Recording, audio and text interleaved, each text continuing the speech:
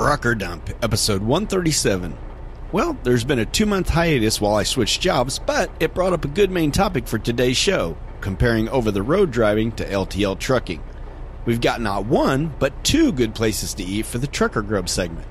Plenty of listener feedback, too, including some information on the facial recognition system being used at the Canadian border, an audio comment with an oopsie from a driver, and one from myself, and of course, I'm going to include some listener comments saying nice things about the podcast. Hey, why wouldn't I?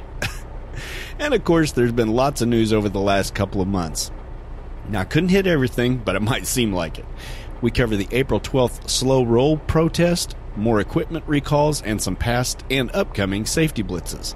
Speaking of upcoming things, how about new hours of service, new emission standards, oh boy, 18-year-old interstate truckers, a drug and alcohol clearinghouse, and some studies on ELD usage, truck parking, and the Eisenhower Tunnel in the Colorado mountains.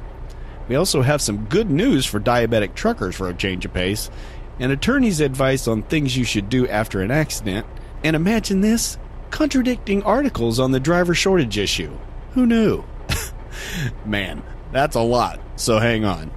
This episode of Trucker Dump is sponsored by Volvo Trucks. Learn more at volvotrucks.us. Welcome to Trucker Dump, where you'll get one driver's insights and sometimes humorous views of truck driving and the trucking industry, and pretty much anything else he feels like dumping on you. This podcast is brought to you by AboutTruckDriving.com. Resources to help you understand the world of truck driving through the use of stories and a pathetic attempt at humor. Hey, Trucker Dumpers. How's it going out there? For those of you new to the show, my name's Todd McCann. I'm a 21-year over-the-road trucker. I'm a 6-week LTL trucker. I'm a blogger, podcaster extraordinaire, freelance writer, and I'm the author of 2 ebooks, How to Find a Great Truck Driving Job and Get Prepared for This, Trucking Life, an entertaining yet informative guide to becoming and being a truck driver. Man, how's that for a title? I gotta tell you, this is weird for me. This is the first Trucker Dump that is not recorded inside the cab of my truck. I don't know if you can tell, but I am in a hotel room due to my new job. I have done multiple sound checks in this room, and I cannot find any sound that I like, so I found the best situation I could. It's just a big boomy room, and I don't know what I'm going to do about it for the future. For now, I just hope this one turns out okay. I would appreciate any feedback on this. If you can tell any difference, if you can't, I would appreciate knowing that also. I got to also admit that it's probably not a good day for me to be podcasting, but I'm kind of grumpy. I've been up all night driving. I have been up all day, the rest of the day, putting this podcast together. I'm just kind of not in a good mood, so it's probably not the best of times for me to be podcasting, but you know what? One thing I've figured out with this new job is, well, it took me a lot longer to get situated in it, and quite honestly, I'm still not situated in it. I don't know the schedules well enough of this freight to know when I can record, when I have time to record, and when I need to come into this hotel room and just hit the bed immediately. I have not figured that out, but as you'll find out here in the near future, at the main topic of this podcast is, the new job and how it compares LTL to over the road. And I'll be talking a little bit about that. And I am on a new bid. So I'm not really happy about it. Quite honestly, I was forced on it, but we'll talk about that later. But this bid will give me some extra time to podcast. So that's really the only reason why I'm having to take advantage of this situation right now. Anyway, this is a mammoth blog post that I wrote for this thing. I tried to shorten it up. I probably could have a little bit if I put a lot more hours into it, and I just decided I'm not going to. You're getting what you're getting today. And of course, it's been 2 months almost since the last podcast. I knew it would be rough switching over jobs and everything. I didn't know it would be as rough as it is. So there was 2 months of news basically, and I had to whittle that down to only the really important stuff. Some of this stuff is, well, probably not even important, but I'm going to report on it anyway. So, hey, let's get started with the podcast because, like I say, it's going to be a long one. So, hey, let's start out with some news. What say you?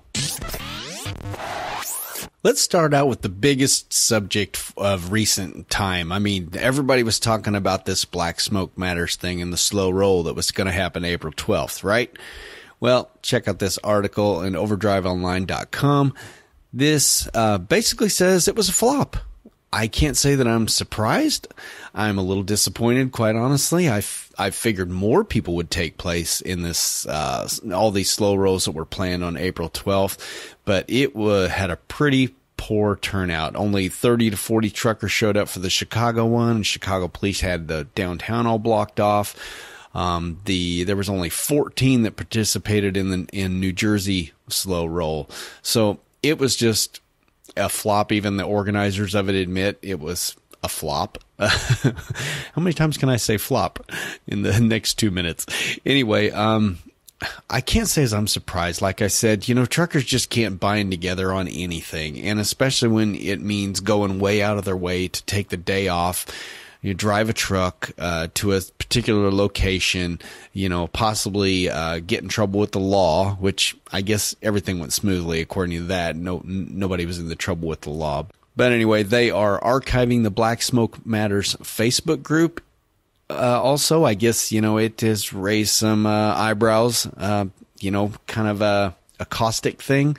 They do plan on reopening it, but with more moderation and, just keeping a better eye on the thing and not letting it get out of hand. Because there were some pretty wacko people in there, some pretty crazed, angry truckers. I don't blame them for the situation, but it really wasn't helping matters any. And again, the organizer said he's going to reform it on Facebook eventually, but it's going to focus on more community events and things like that, and not these slow rolls, because they all finally admit it was a big failure. I hate to say I told you so, but hey guys, I told you so. Check out the link in the show notes to the story. And of course, we always have recalls. Well, I say that, but we didn't have recalls last month. Well, last month was March. We didn't have an episode in March, but the earlier one.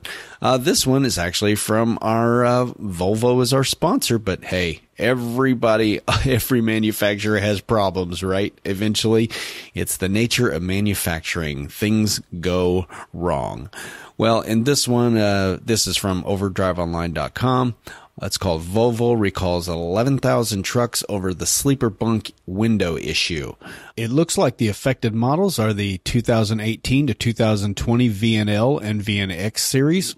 And this is for the 740 and the 760 sleeper models. And basically what would happen is the sleeper bunk window could detach and fall from the truck. I guess it had inferior adhesive, and they realize what the problem is, and they are putting out a notification to all Volvo owners that are affected by this, and they're going to try to get them into there to replace the window and the hinge for free. That's good, of course. You can contact Volvo customer service at 1-800-528-6586 and use the recall number RVXX1902. Of course, the link are in the show notes to all this stuff, so just check it out. And apparently, Mack has approximately 43 model year 2020 Anthem and Pinnacle trucks that are having some problems too. Now, I have no idea what they're talking about here. I read this and I still don't understand it. It says the conspicuousy reflectors on the back of the cab may be blocked by the exhaust system, which is a violation of the Federal Motor Vehicle Safety Standard. I don't know what a conspicuousy reflector is, but if you do and you have a 2020 Anthem or Pinnacle truck, you probably want to get that back to Mack, right? Okay. Not a whole lot of Mack owners out there, so I'm just going to leave that. All the numbers and everything you need for this recall are in the show notes. Check it out. But hey, we're not done with Mack, it looks like. There's another overdriveonline.com story talking about, let's see, we got 4,000 trucks, Macks, that have a mirror issue. I wonder if they use the same adhesive that Volvo used, because this is an issue with the passenger side door down view mirror, and it says it could detach from the door. Well, that's not good. I don't know if I don't know how those things are attached, honestly. I'm not that familiar with Macs, so check it out in the show notes. And carrier APUs are having some problems too. About 3,855 Comfort Pro units are affected, and it's an electrical issue, so you might want to get that checked out pretty quick. It's something about a power supply harness. It's not protected by a ground, and that doesn't sound good. I'm not an electrician, but that doesn't sound very healthy at all, right? You don't want to go messing with electrical stuff. There are also a couple of trailer recalls in here from Stoughton, which I didn't even know was a trailer manufacturer, honestly. How clueless am I? This is for 2016 to 2019 dry van trailers. There's some kind of pintle mounting assembly it may crack, so you want to check that out. And Trail King has a bunch, 80 of its model year 2016 to 2017 drop deck trailers. Boy, it's just a particular model too, with a particular kind of kingpin setting, man. But anyway, it says the fifth wheel coupler plate on these could crack, so you want to check that out also. All of these links are in the show notes, of course. By the way, you can find those links to the show notes at abouttruckdriving.com. Search for Trucker Dump episode 137, or you can simply go to your podcast app, and most of the podcast apps support it. You might have to swipe left or right to see it, or scroll down to see all the links, but all of these links should be clickable. And there might even be pretty pictures above them on certain instances. Not recalls, because, hey, recalls aren't very pretty, right? All right. Let's move on. I hope you guys are okay with this. I feel like I'm kind of throwing in the towel today, because it just feels weird in here. This room is big and boomy, and I'm not used to it, and I'm freaking out a little bit. And like I said, I'm not in a great mood, so I hope this comes through okay. Oh, man. I hate to phone it in, but I got to get this podcast out, right? It's got to come out. It's been almost 2 months. Anyway, let's move on. I'll do the best I can.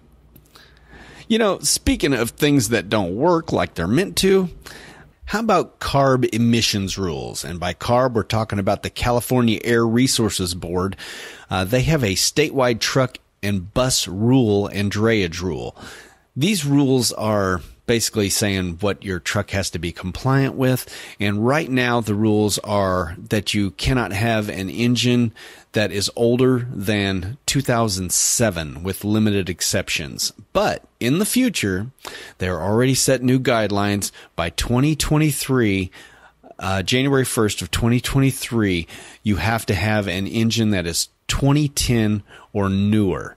And it has to, of course, have all the fancy pants emissions specification stuff on it, which always makes your truck a piece of crap.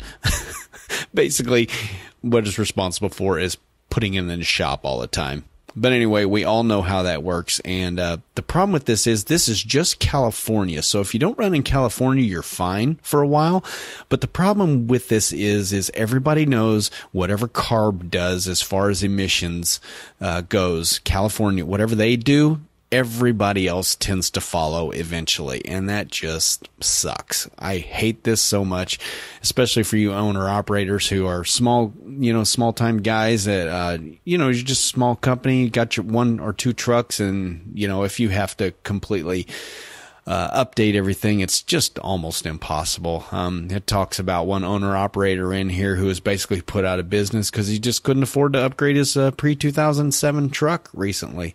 And that just sucks, because now he's an owner-operator at heart, but he had to go back to being a company driver. That just stinks. Thanks a lot, California. You suck.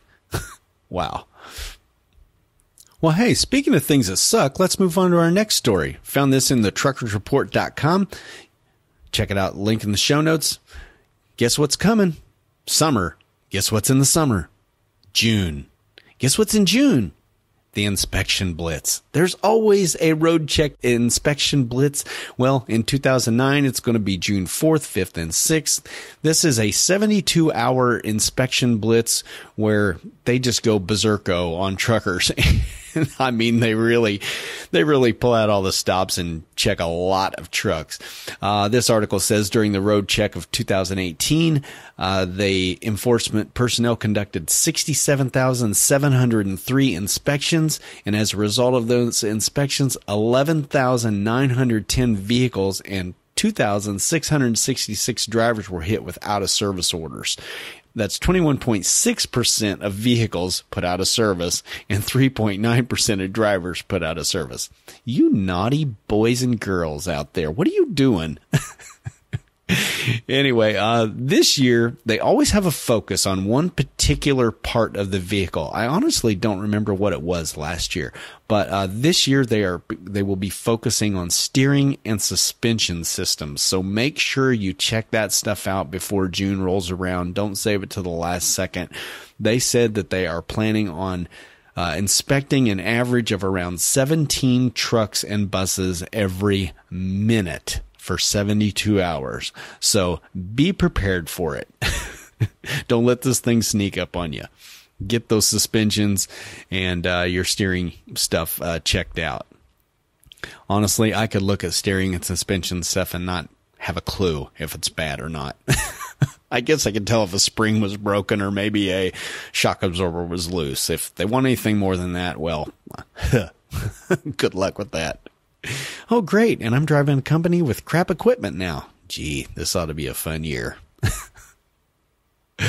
All right, where are we on to next? Well, I got to tell you, there's so many blitzes going on, you'd think it's football season.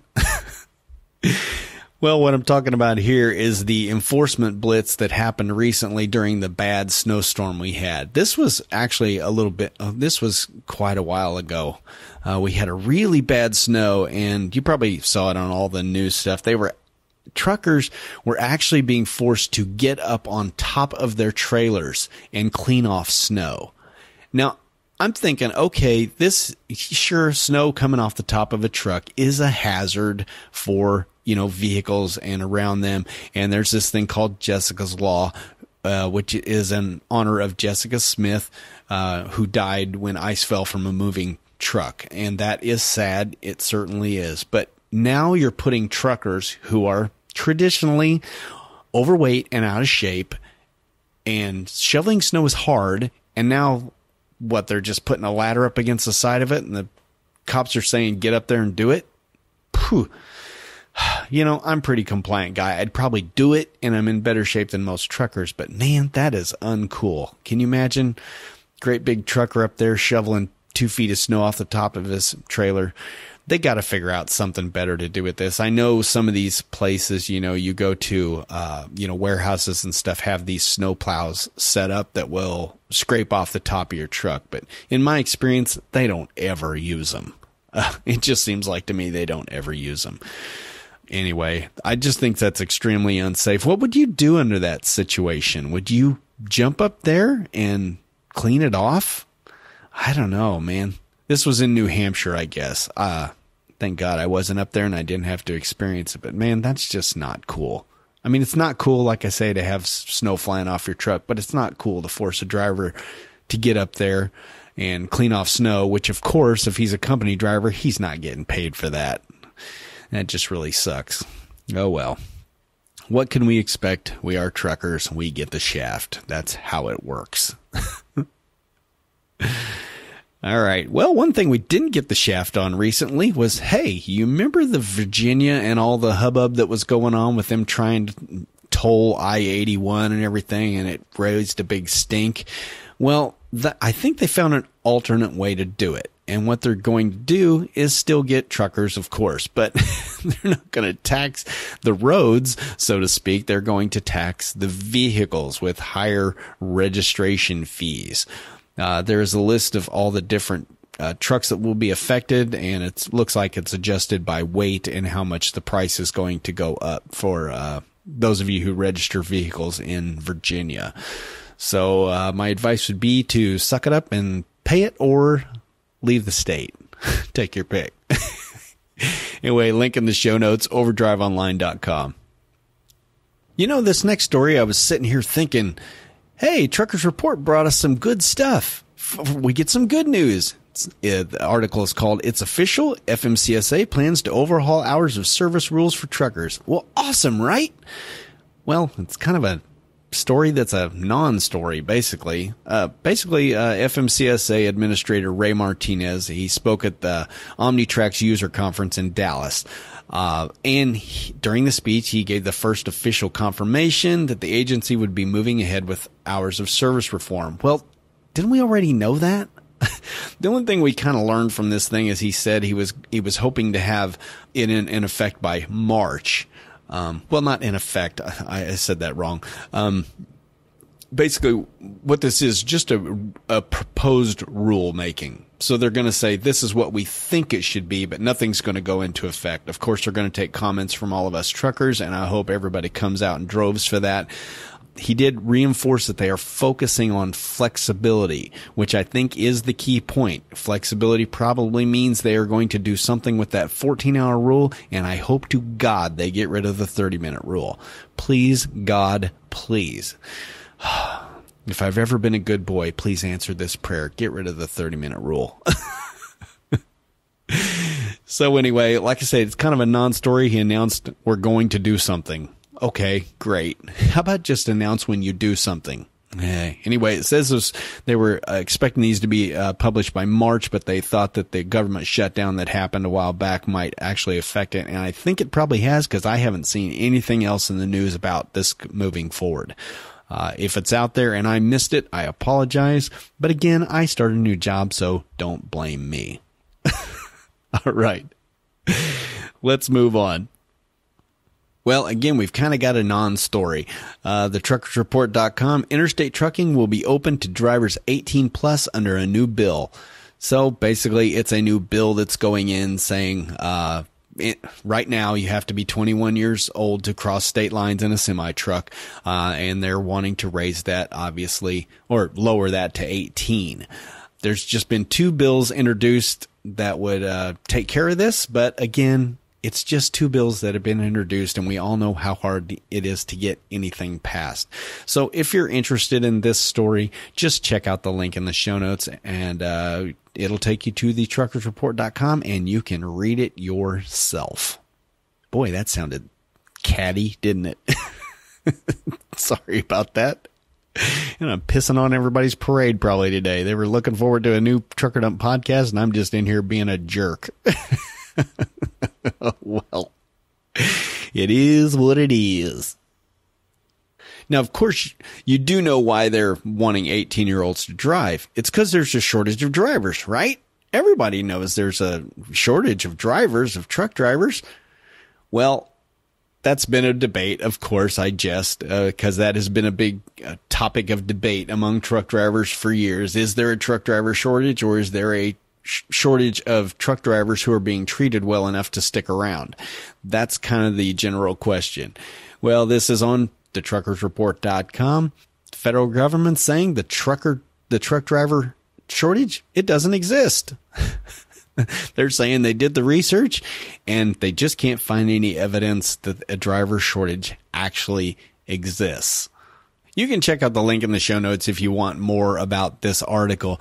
But the thing I found so funny about it is that right behind it came an article from the ATA, and they insist that there is a driver shortage. For those of you who don't know, the ATA is the American Trucking Association, and basically what that is a group of a bunch of the large carriers like US Express and Swift and all the big boys. If you recognize the company, they're probably a member of the ATA.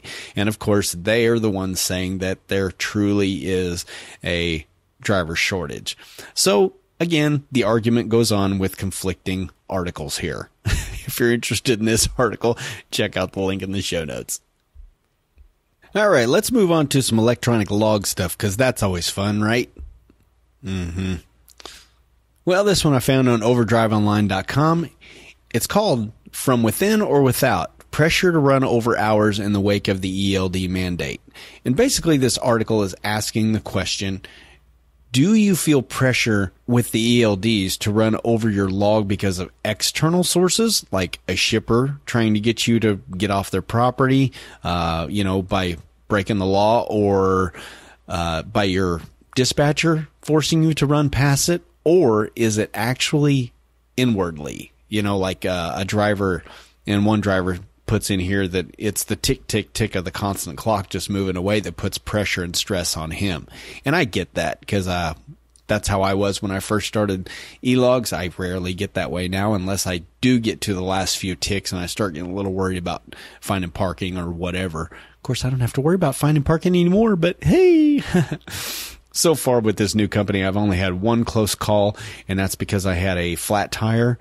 And one thing kind of bad about these day cabs that I hadn't really thought about until this happened to me was that, if you're in an over-the-road truck, a sleeper cab and everything, and you get tied up, something like that, and you can't make it to where you're going, you can just find a place to park, pull over, sleep, and reschedule your appointment, deliver the next day. But guess what? When you're in an LTL day cab, you can't do that. If you need to do that, you need to find a hotel. You need to find a hotel that takes your company card. You need to find one with truck parking. And then, it's just LTL, just the LTL world is not set up for relays. It's just not. Everything, pretty much everything is done at a terminal. You'll go ahead and drop something there and somebody will take it on, or it's a prearranged setup that is like a regular bid run that's always like, two guys meet between, Chicago and Indianapolis, and they both go back home that day. But, there's just not a lot of random rescues of freight out there. So, if you get caught by a snowstorm or whatever, which it does happen, you have to find your way to a hotel. Or, like this tire thing that I dealt with, and I was racing the clock trying to get to the terminal, and I got there within like 8 minutes, and that's about as close as I've cut it so far with this new company. But a whole different ball game, than over the road. So anyway, I just wonder, write in and tell me, what do you most feel pressure on the ELDs for? Is it internal or external? Overdrive Online did a poll, and it said that about half of them said it was from external forces. And I don't know, that doesn't seem quite right to me. It almost seems to me, I don't know, maybe, like I said, I've been too spoiled with the companies that I've worked for, big companies that didn't really push you that hard and, trusted your judgment to pull over and didn't constantly badger you to try to, get to, to move in bad weather, or to move when you've, to try to break the law with your e-logs. That ain't cool. And I've never really been forced into that. Or never really been asked. Well, I probably have. I'm just too old to remember it, but anyway, just an interesting subject. I thought if you're interested in the debate on this, go and check that out, overdriveonline.com. Check out the link in the show notes.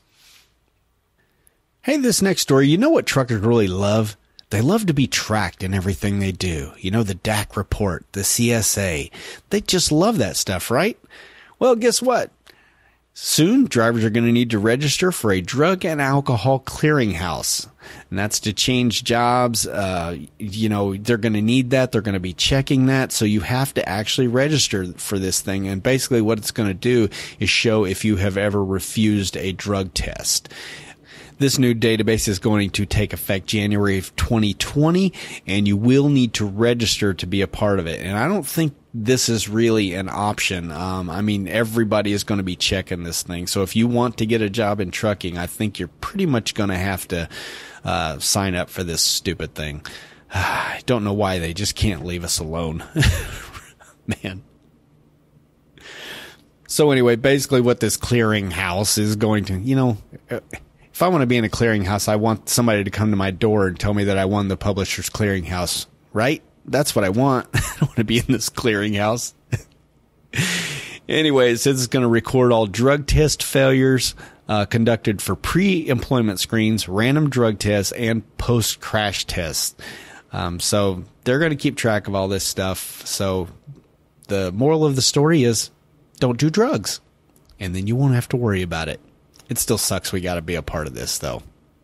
So anyway, registration is slated to begin in October, and it's going to be required for any driver looking for a new driving job anytime after January of 2020. So get prepared. Here we go. More signups. Lovely. All right, this next one's a pretty interesting article from the truckersreport.com. It's called Truckers Can Find Safe Parking Even After Hours Are Up, says FMCSA official. Okay, we've talked about this before and how the personal conveyance rule is kind of a mess because it's so stinking vague.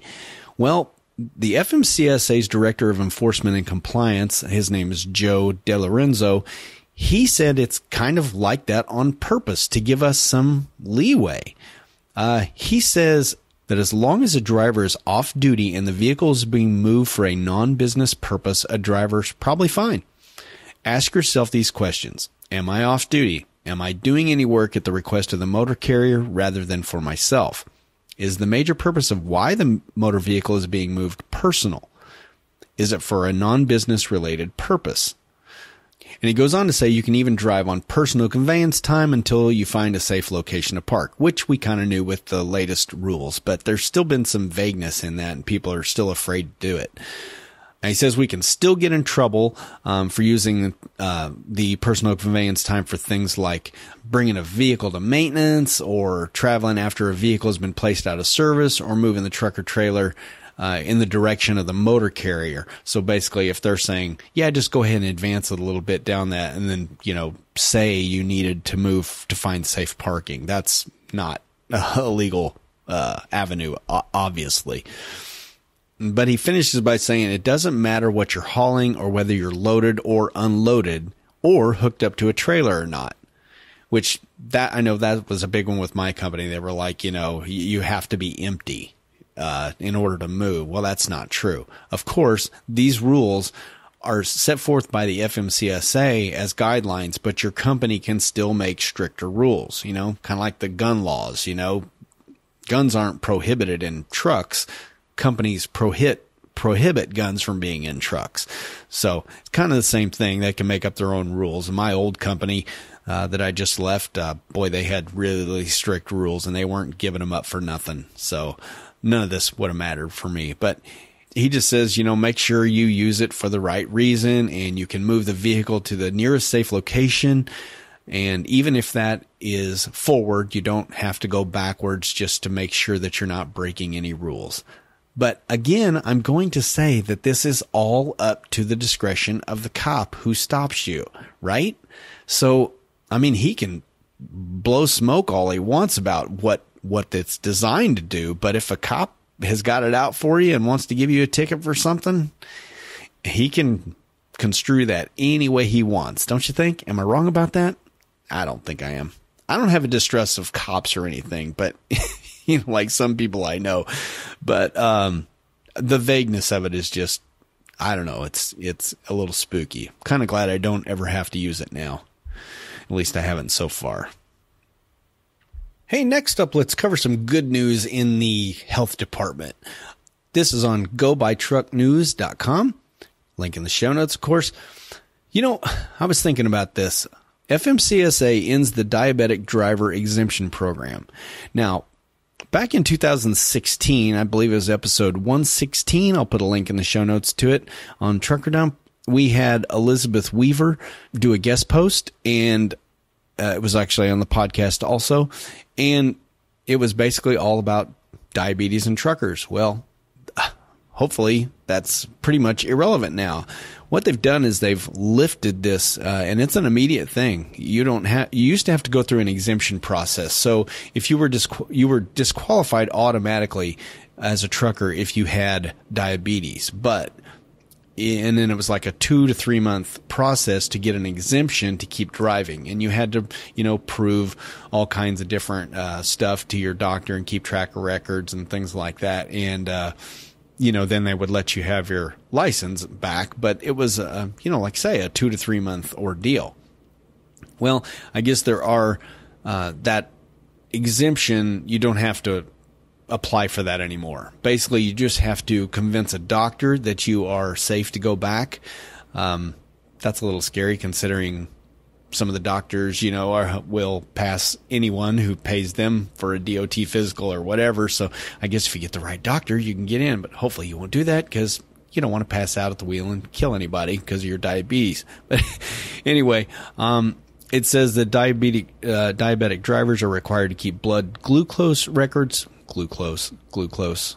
Did I say that wrong? Glucose records for 3 months. Detail how many times per day they test their blood glucose levels. Reveal if they experienced any severe hypoglycemic episodes in the past 3 months. And if they've taken a hemoglobin A1C measurement test over the past 12 months. If they can prove that to their doctor, then they don't have to wait on anything anymore. So as long as you keep good records, for whatever reason, you shouldn't ever have to apply to this exemption is the way I understand it, which is great. Good for you people with diabetes.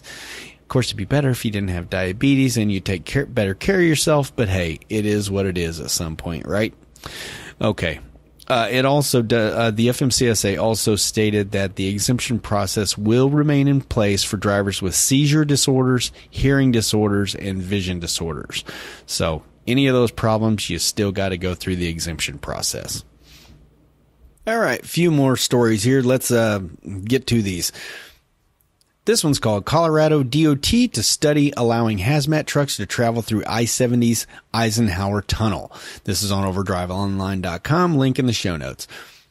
Eisenhower Tunnel, for those of you who don't know, is way up in the mountains. It's 1.7 miles long, and you, like the article says, you are not allowed to take hazmat through it. Now, the only time you are allowed is when the weather is so bad that you can't take the alternate route, and they will stop all traffic and then escort you through.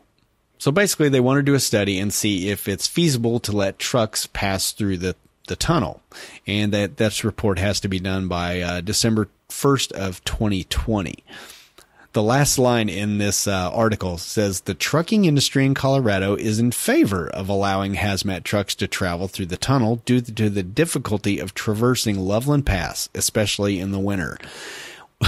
Yeah, that's the understatement of the year. Has anybody ever been on Loveland Pass in Colorado? It's US 6 and it is windy and curvy and it bypasses this tunnel and it takes you, to give you an idea how windy and curvy it is, and how hilly, it takes you all the way up into the mountains by the ski resorts like Keystone and up around there. I can't remember the other ones. The Keystone's the one I visited years ago, so I remember where it is. But yeah, it takes you right by all those places. And it is up in the sticks. It's a lot of switchbacks. This happened to the Evil Overlord and I one time. We had to go up and around. I don't even remember the circumstances, but there was snow on the ground. The switchbacks cause us to be in the other person's lane around the tight parts of the corners. It is not a fun pass to be on. So any trucker who has ever been on that pass would love to pass right through with hazmat on the Eisenhower Tunnel. I'm curious if any of you have ever been on that US 6 and what was your experience like. Just write into abouttruckdriving.com and let me know. I am very interested in that. Actually, not about truckdriving.com. Boy, I'm out of it. Truckerdump@gmail.com. That's where you want to write. Or better yet, send an audio comment with your story about it. That would be awesome.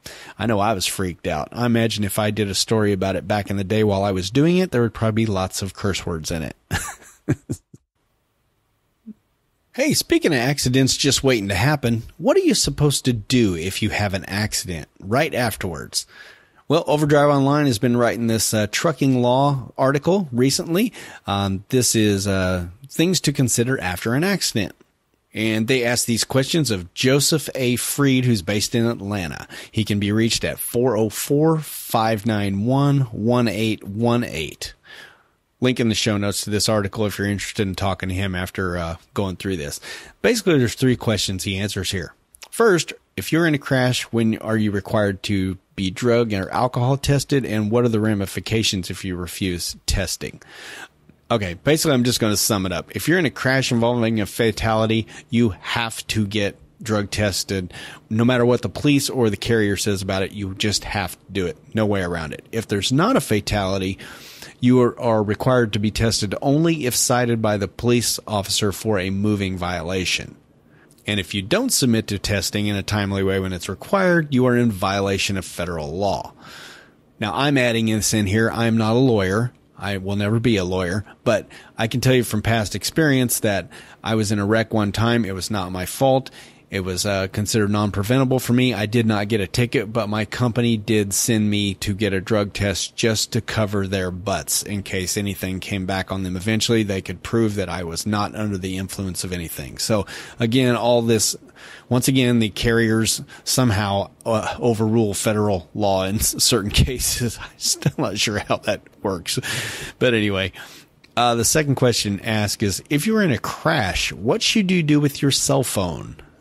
Yeah, this is kind of an important one. Basically, if you're in a wreck, someone is going to want your phone to check it out, and it's probably going to be opposing counsel, the prosecutor against you, and they're saying, what should you do with it?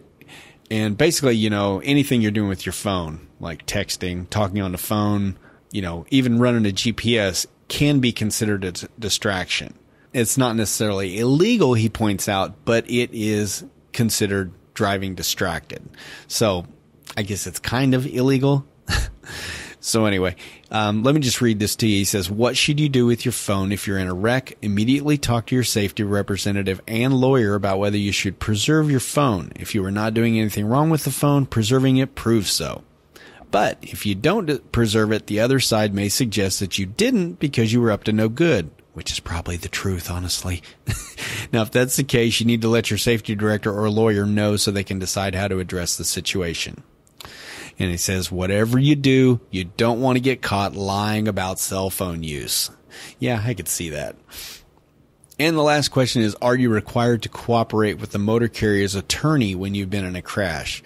Now, this is probably less applicable to most of us, but, like if the motor carrier is supplying an attorney and you're part of that and you feel like you're not being represented well, he's saying you should get outside counsel on that and not go with the one you don't trust with your motor carrier. But in general, you should probably cooperate with them if you don't have a problem with the person.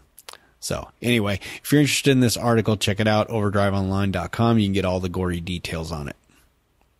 2 more articles, both of them super quick. Now, I'm guessing you may have actually seen this already. This one is on overdriveonline.com. It was everywhere, quite honestly. I saw it on Facebook, I think, and possibly on Twitter, too. It's called 35-year trucker Joe Bartlett got a seatbelt ticket until this video got it thrown out. Now, this is basically the only time I've ever seen a driver-facing camera that I've actually thought it worked out well for the guy. I think most of the time it's going to bite you in the butt because, you look away for 1 second and then, suddenly everybody's calling you a distracted driver. But anyway, basically what happened here is he has his dash cam footage of the and you can go to the link here and watch the video. But he's got dash cam footage that shows him and the road as he was driving by. And you can clearly see that at the same time that he drives by the cop who pulled him over for a seatbelt violation, you can clearly see that at the exact same time, he's wearing a seatbelt.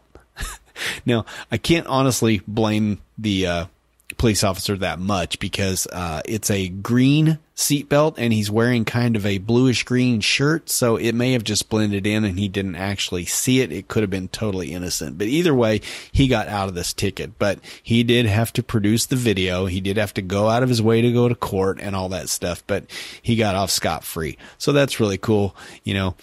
Trucker versus the popo, and the trucker wins. I like that. Congratulations to Joe Bartlett. Way to go, man. And for the record, I still don't want a driver-facing camera in my truck. And, by the way, our union contract, if it goes through the way it stands right now, which we don't know if it will be, but if it does, it says right in there that they cannot point a camera at the driver. Loving that. All right, our last article is for you gun owners out there. I know some of you guys like to pack in your trucks, and that's awesome if you can get away with it. Like it's mentioned on here before, a lot of carriers actually have rules against that, and a lot of drivers just don't care and do it anyway. Well, I wouldn't say a lot. I'd say some. I'd say the vast majority follow the rule and don't keep firearms in their truck, but there are some who do, of course. There's always the rebels. But anyway, this is an overdriveonline.com article. It is another one of these trucking law ones, your gun rights on private property. And it goes into detail about, how different states have different rules. And then it goes into some of these, parking lot rules and, whether you're allowed to have, kind of the story behind having, what am I trying to say here? Employers being able to say that you can't bring a weapon on their property, and there was a big case involving Weyerhaeuser and Bastable, who must have been the dude who was carrying a gun. And basically this went to court, and it was ruled that the company does have the right to keep guns off the property, which Oklahoma turned right around and made a law saying that companies could not say that. So I guess there's a bunch of states who have enacted something like that called a workplace protection or parking lot laws that limit employers' ability to prohibit firearms on their properties. So, if you're interested in this kind of stuff, check this out. The last paragraph here sums it up nicely. It says, what does this mean for the trucking industry? Drivers whose fleets have terminals in multiple states likely will be subject to different laws regarding the right to bring firearms onto a fleet's property. So a simple yes or no answer to the original question isn't possible. To make sure you are in compliance, work with your fleet and know the applicable law of any state in which you drive. Good advice. And I would also say, you can always just hide it. All right, let's move on. We are finally done with the news.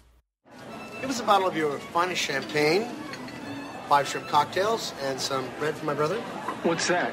Sushi. Sushi? Boy, some chicken wings have really hit the spot. This is a tasty burger. Don't play with your food, eat it. Whew, that was a close call.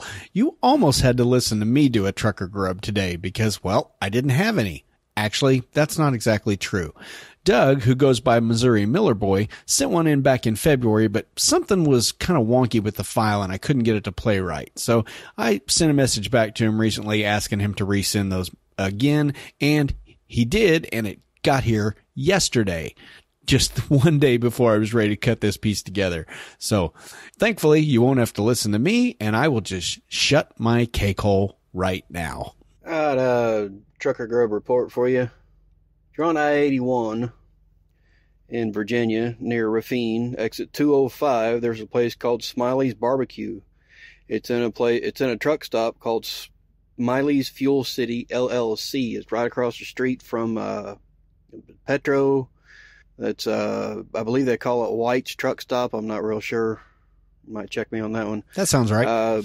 Yeah, it's a good place to eat. I went in there and I got a pulled pork sandwich and coleslaw and blackberry cobbler. Ooh. All that cost $11 and some change. Ooh, I like that.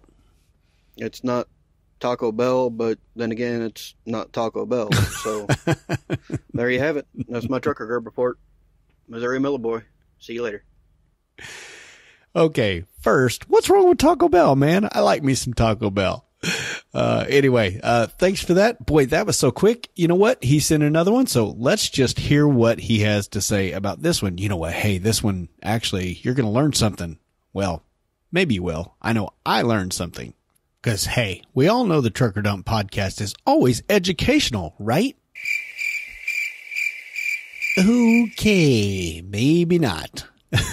Perhaps I should just hand it back over to Missouri Miller Boy and let him class up the joint with some intelligence. All right there, Trucker Dumpers. It's Missouri Miller Boy once again with another Trucker Grub report.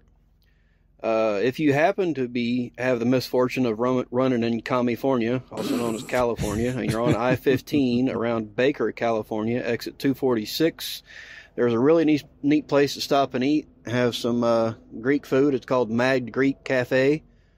They've got really good gyros. It's not pronounced gyros. It's pronounced gyros. And there's the fact of the day. How many of you knew that? I did not know that. Of course I didn't know that because I'm not a foodie. But anyway, I just thought I better pause to point out the fact that you actually learned something on the Trucker Dump podcast today, which is something you can't always say. Carry on, Doug. And also the black olives and feta cheese is pretty good too. I do not recommend getting both. The gyro comes with fries, or I guess you can probably get something else too, but I got mine with fries. But if you get both, you're probably not going to get through both of them. But for the gyro, you're looking at about $15 to $20. So it's a little pricey, but it is authentic Greek food made by authentic Greek people. I highly recommend it if you happen to be in California. Talk to you later. Miller Boy out. Well, thank you for that, Missouri Miller Boy. You know what? An interesting fact. I don't think I've ever actually eaten real Greek food. I think perhaps the closest I've gotten is a gyro at Arby's. And hey, I realize we don't call them gyros, but hey, it's Arby's, so it's probably gyro, right? Doesn't really count as Greek food. At least I wouldn't think so, right? Anyway, thanks for sending these in so promptly, Missouri Miller Boy. I appreciate it. And of course, if you have a favorite place to eat out there on the road, and you can get to it in a truck or park a truck nearby and walk to it, please let me know. Send in an audio comment to truckerdump@gmail.com. Maybe you can be the next one on the list. And hey, if I don't get another one, it'll be me. And nobody wants that, right? I mean, really, what am I going to tell you about? A peanut butter and jelly restaurant? Hey, have I mentioned that I'm driving a Volvo now? For the first time, actually. Unfortunately, this is a 2007 day cab. While it is kind of cool, and I kind of like the old truck, it's definitely not one of the new Fancy Pants VNL series. Have you gone to volvotrucks.us to check these things out yet? Man, if you're a trucker into comfort, and let's face it, what trucker isn't? You've got to check out the website and look at some of the videos and the photos. Everything in this sleeper is specifically designed for truckers' comfort. The most notable feature might not even be noticeable right away, but the VNL has the industry's first reclining bunk in it. Seriously, you can prop it up on one end and it makes for a great sitting platform. Even cooler is the tray that swivels out from the back wall into perfect position for eating, watching your superhero movies on your laptop. That is what you're watching on there, right? Or you're typing up the world's next great novel. Good luck with that. And since you're going to be getting so much screen time here, naturally you don't want to glare from outside. So that's where the awesomely designed window shades come in handy. No more of those pesky snaps or Velcro. You simply slide them to get some sunshine in there, or better yet, close them when it's time to hit the sack, which is what you're going to want to do on this awesome mattress. Seriously, just go to volvotrucks.us and look at this mattress. It is so thick and plush, you're never going to want to leave your freaking bunk. And speaking of bunks, I know why you're watching those superhero movies. It's so you can learn to climb like Spider-Man to get in the top bunk. Well, hey, in the new VNL series, you don't have to do that because it's got a handy-dandy telescoping ladder that folds out of the way and behind one of the cabinets whenever you don't need it. No Spidey sense required. Although if you'd like to keep wearing your Spider-Man underoos, I'm okay with that. Seriously though, all my immature comic book references can't do the VNL justice. You're just going to have to head on over to volvotrucks.us and check it out for yourself. And a big thanks to Volvo Trucks for sponsoring this episode of Trucker Dump. Spider-Man, Spider-Man, does whatever a spider can. Alrighty then, let's say we get on with the main topic today. And that topic is over-the-road trucking versus LTL trucking. Now, I have to put a disclaimer in here. There's one in the article also, but I just want to say that I have very little experience as an LTL driver. So everything I say may not be applicable to every LTL carrier. I'm just speaking from my personal experience right now, okay? I just had to get all this off my chest because it's a new thing for me. And, well, I should probably just get started because this is the longest, I checked, it is the longest article I have ever written. It is over 5,000 words, and it's going to take a while to get there. So I hope somebody coming to this site for the first time just sees OTR trucking versus LTL trucking, and they're like, oh, I want to know the difference in that. And then they get in there and see it's a 5,000-word article, and then they just run like a banshee. So anyway, let's get on with this. I bring you over-the-road trucking versus LTL trucking. If you're a regular listener, you'll know that I recently made a job change. For this episode, I thought about just talking about my new LTL job, which stands for less than load. But instead, I've decided to tell you about the new job while I'm comparing it to my old over-the-road job. So let's get on with it. But first, let's define what LTL and OTR means so all the newbies and non-truckers can follow along. Yeah, as if they're actually going to read or listen to this article. OTR stands for over the road. This type of trucking is typically, but not always, freight picked up at one or two customers at most and delivered to one or two receivers.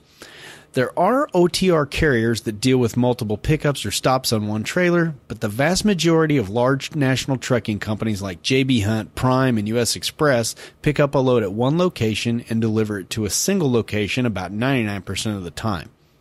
Also, unless you're on some sort of dedicated account, you're probably not running the same routes every day. Pretty straightforward, really. Now, LTL stands for less than load, or less than truckload, meaning they pick up freight from lots of different customers throughout the day who have less than a full load. Get it? Less than load. Each customer might have only one pallet, tote, tub, barrel, or crate to ship. All that freight's collected by local drivers who bring it back to local terminals where it's sorted based on which direction it's heading. From there, it'll keep moving to other terminals and branching out until it reaches its final destination. Now think of LTL like a tree. There are many roots on a tree. Think of the roots as shipping customers. All those roots converge into the tree trunk. Now think of the tree trunk as the local LTL terminal where all the day's freight is collected. Freight's then sorted according to the direction of its destination and loaded onto many different trailers.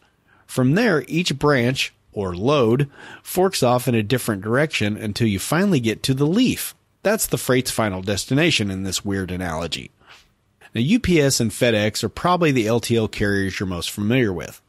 Now, they'd have many more branches than most LTL carriers because they're often delivering to individual homes, whereas companies like YRC or Old Dominion are doing more business-to-business freight, meaning there are less branches before it reaches its final destination.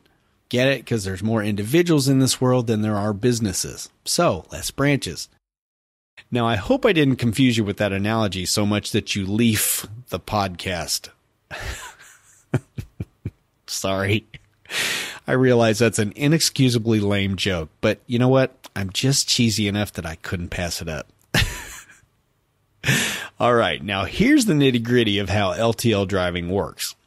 Freight is picked up by many city drivers throughout the day. Just one local driver might pick up and deliver freight from 10 or more different customers each day. Some terminals have dozens of local drivers that are each doing that. They then bring it all back to their local terminal where either they or a dock worker separates it and loads it onto outbound trailers. Then the line haul drivers like me come in and take it to its final destination or some point along the way towards its final destination.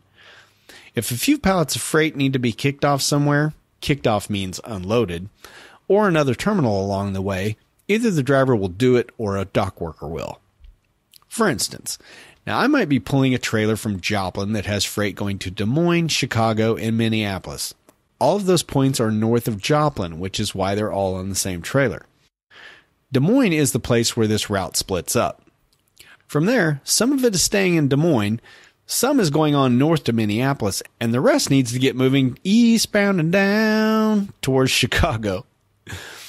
Now, if there's only a few pallets of Des Moines and Chicago freight on that trailer, they may have me kick off that freight in Des Moines and keep on trucking up to Minnesota.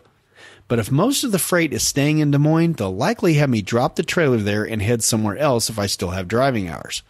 Now, as I'm moving on, the Des Moines dock workers are splitting that Chicago and Minneapolis freight onto the appropriate trailers, which will then be picked up later by other line haul drivers. Now, sometimes this routing has already been planned in advance, but sometimes it's a spur-of-the-moment decision based on what's come into Des Moines recently. Basically, it boils down to us line haul drivers doing whatever dispatch tells us to do. If they want us to kick some freight, we kick some freight. If they want us to plow on through, we plow on through. Okay, now that that's been explained, let me issue a disclaimer. Again. My only experience working LTL is with this new job, so please keep in mind that I'm only speaking from my personal experience I've gained in the first month or so. Not all LTL carriers are going to be like this, so please take my thoughts on this subject with a grain of salt and always do your own research before you make any job switch. All right, now let's move on to the job transition. I have to say that the job transition just wasn't quite as smooth as I had hoped.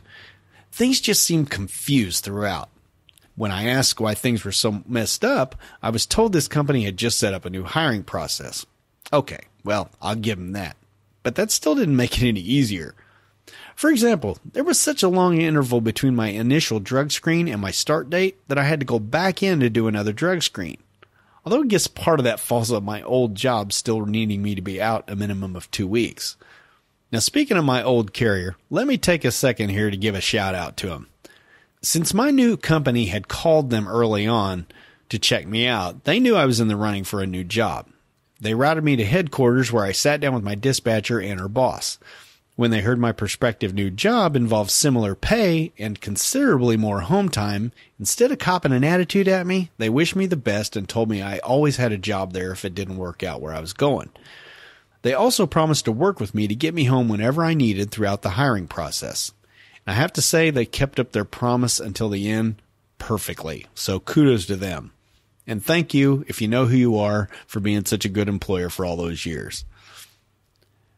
Now, on my first home time since I was found out by my company, I did the drug screen and the physical fitness test, which I'm happy to say I passed with flying colors.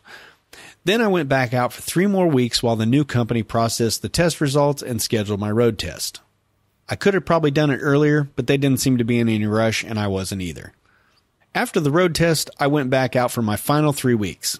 Again, I could have made it 2 weeks because that's my company's minimum, but again, the new employer didn't seem to be in any particular rush, and it just so happened that the evil overlord was going to be traveling to the city where I needed to drop off my truck. So how's that for luck? She just happened to be in the right city where I needed to drop off my truck for the weekend. Perfect. My first week on the job was weird. Now again, it started with confusion. I'd been told to show up for work Monday night on March 4th. I was told I'd be riding with a driver to St. Louis and back all week. But about 2 hours before I was scheduled to head out, I got a call saying that plans had changed and I'd now be riding with a guy to Kansas City and back every night for the first week. Now, the bad thing about that was that I was getting paid for all miles, whether I was driving or my mentor was. By the way, they call a trainer a mentor, same type thing. So here's the deal. St. Louis and back is 604 miles round trip, but KC is only 310. Now that's a tad bit more than half the miles I was expecting. Not a good way to start. Even worse, the dispatcher called me back just an hour before I was due at work to warn me to wear warm clothes because I'd be working the outside dock for a couple hours. Well, at that point, I didn't have time to find my heavy coveralls, so I just threw on some long johns and my coat, dug out some insulated boots, and scrambled to find some heavy gloves and a beanie. I made it to work just in time. We got to Kansas City about 12:30 in the morning, where it was a balmy 12 degrees with a wind chill of about 2. By the end of my 2 hours of dock work, I couldn't feel my feet. Literally, I couldn't feel them. They thawed out about the time we got home 3 hours later. Now, I'm convinced that first night was the cause of the sickness that haunted me for the first 3 weeks. Not only was this wussy over-the-road trucker not accustomed to working in the cold every night, but I also wasn't used to being around other people in tight quarters like our driver's room. Now, I found out later that all the other drivers at our terminal had been passing trucker cooties around for a while. And of course, I had shaken the hands of every single one of them the first night as I was introduced to them. So there's the first big difference I noticed between over-the-road trucking and LTL trucking. The trucker cooties. Yeah, really. As an over-the-road trucker, I didn't really talk to anyone face-to-face regularly. I was in my truck most of the day, a place where I came into contact with only my own cooties. I think of my new situation kind of like a third grade class. When one person gets sick, everyone gets sick. Even worse, think what it would be like if that third grade class interacted every day with other third graders from all across the USA. That's what you're dealing with in LTL. We all touch the same computer keys to sign in and out. We handle the same pieces of paper to punch in and out on the time clock. We all hang out in the driver's lounge while we wait on our loads. We handle a different handheld ELD each day that some other driver's probably been sneezing on without covering his mouth. We all cram into a shuttle van to go to the hotel every morning. And perhaps worst of all, we all share trucks where truckers are spreading their cooties over every surface they touch. Now, I mentioned in the last podcast, that was Trucker Dump 136, the emotions of changing truck driving jobs, that we have assigned trucks at my LTL jobs. You know, that was accurate. Sort of. When we come back to work each night, we get the same truck. But that doesn't mean it sits there unused all day. When I'm in bed at the hotel, some city worker is usually driving around to make deliveries. So what I'm saying is that if you want to be a millionaire when you retire, you should be buying lots of stock in Lysol disinfecting wipes, because I'm stocking up on them big time. Every other driver does it too. Everything gets wiped down when you get in the truck. Now, I do realize that a lot of this trucker cootie stuff is true about over-the-road truckers also, but not to the same extent in my opinion. My over-the-road truck was mine. The only time anyone else was in it was for maintenance. I use my own writing pen whenever possible, and I'm still going to do that. But I just can't wipe down every door handle to the driver's room and shuttle van, nor can I put on rubber gloves to handle every log in and log out sheet. Well, I could, but people already think I'm weird as is. Now, I've always had a pretty strong immune system, but I think it's just out of practice from 21 years of over-the-road driving.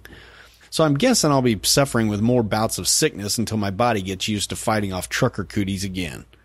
Heck, I even got food poisoning in my first full week of solo driving with them. I gotta tell you, that was not a fun trip. Let's just say that my liquid assets were expeditiously exporting from all ports. Yeah, you get it. Speaking of other drivers, that's another thing that's different between over-the-road and LTL driving. The driver relationships. Now, I worked for my former employer for a total of 13 years. I knew a handful of office employees and a few bigwigs by name, but oddly enough, I can't recall the first names of even 2 of my fellow company drivers.